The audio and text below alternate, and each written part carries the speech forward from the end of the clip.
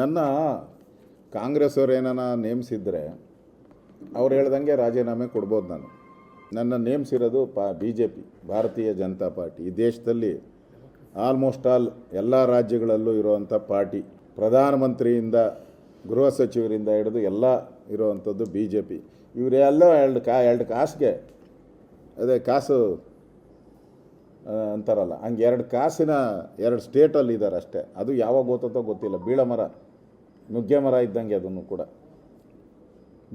ಯಾವಾಗ ಬಿದ್ದೋಗ್ತದೋ ಗೊತ್ತಿಲ್ಲ. ಅವರಿಂದ ಪಾಠ ಕಲಿಯುವಂಥ ಅವಶ್ಯಕತೆ ನನಗಿಲ್ಲ. ನಮ್ಮದು ಇಡೀ ಪ್ರಪಂಚದಲ್ಲೇ ನಂಬರ್ 1 ಪಾರ್ಟಿ, ಇಡೀ ಪ್ರಪಂಚದಲ್ಲೇ ಹೈಯೆಸ್ಟ್ ಮೆಂಬರ್ಶಿಪ್ ಇರುವಂಥ ಪಾರ್ಟಿ.